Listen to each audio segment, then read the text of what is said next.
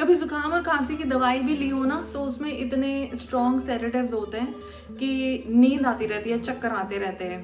तो जब किसी इंसान की कोई सीरियस इलनेस हो और वो सर्जरी कराने तक हॉस्पिटल पहुंच जाए या आईसीयू में पहुंच जाए, तो आप सोचिए कितनी स्ट्रॉन्ग मेडिकेशन उसको दी जाती होगी और उसका हेलुसिनेट करना बट ऑब्वियस है। तो ऐसे कई लोग होते हैं जो हॉस्पिटल से वापस आते हैं और बोलते हैं कि हम तो यमलोक चले गए थे, हमें तो डॉक्टर्स ने डिक्लेयर डेड कर दिया था। क्यों? और वहां पर यमराज ने देखा और बोला कि अरे अरे, ये तो आप राहुल 36 गली नंबर वाले को ले आए हो, 5 गली नंबर वाले राहुल की बारी थी, तो वहां से हमें वापस भेज दिया, अब हमारे पास कुछ साल और है जीने के लिए। कितनी बकवास ढकियानुसी बात और कितनी बेसलेस बातें। मगर क्या इन लोगों को बढ़ावा कौन देता है? आप और मुझ जैसे लोग, क्योंकि हम जाते हैं इनके पास आशीर्वाद लेने, क्योंकि ये तो भगवान से मिल के आए, भगवान से मिल के आए तो हमें भी ब्लेसिंग्स देंगे, हमारा जीवन भी बहुत अच्छा हो जाएगा। और कई लोग तो बस इसको एक स्टोरी के तौर पर करते हैं और कई लोग इसको इनकैश करने के लिए बाबा बन जाते हैं और बस आपसे मुझसे सबसे माथा टिकवाया, पैसे लिए, लोगों को पागल बनाया। इन्हीं ढकोसले बाजियों से निकलने के लिए गुरु नानक देव जी ने हमको जीवन जीने का बहुत बहुत सरल तरीका करीब 550 साल पहले बताया, जो आज के इस मॉडर्न युग में भी लागू होता है। उन्होंने एक प्रैक्टिकल सॉल्यूशन बताया जीवन जीने का, जिसके मूल आधार 3 प्रिंसिपल्स बताए। नाम जपो, किर्त करो और वंड के छको। नाम जपो से कोई लड़ीवार नाम जपने को नहीं बोला कि 1 लाख बार या 2 लाख बार बैठ के प्रभु का नाम, परमात्मा का नाम जपो। नाम जपो से उनका भाव था कि हर श्वास में परमात्मा को याद रखो।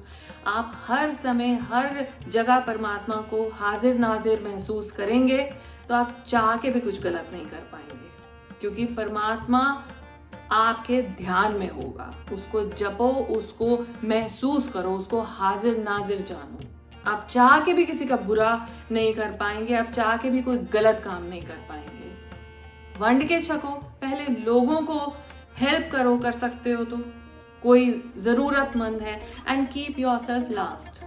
ह्यूमैनिटी की सेवा करो, इंसानियत की सेवा करो, किर्त करो, मेहनत करो। आप में भी पोटेंशियल है, उसका राइट इस्तेमाल करो। अपनी मेहनत की कमाई में विश्वास रखो, ना कि ठगी, चोरी, चकारी। कितने प्यारे से, ब्यूटीफुल से, प्रैक्टिकल से मूल सिद्धांत उन्होंने बताए। बस इन्हीं से भटक के हम शॉर्टकट्स ढूंढते हैं, जिसमें हम ऐसे लोगों को हम बाबा बनाते हैं, फिर वो हमारा मिसयूज करते हैं और फिर हम सोचते हैं मेरे साथ ही ऐसा क्यों हो रहा है। तो the purpose of life is to understand and to live it practically and beautifully. हम क्या कर रहे हैं? शॉर्टकट्स ढूंढ रहे हैं। That is taking us in the wrong hands and at wrong places. I hope आपको मेरे वीडियोस अच्छे लग रहे हैं। मेरी आपसे एक छोटी सी अपील है, आप इस चैनल को सब्सक्राइब कर लीजिए, वीडियो को लाइक कीजिए, शेयर कीजिए, ताकि और भी लोग देख सकें। और कमेंट्स में तो मुझे ज़रूर बताइए कि आपको ये वीडियोस लग कैसे रहे हैं। मेरी कोशिश रहेगी मैं और भी अच्छे वीडियोस बनाऊं।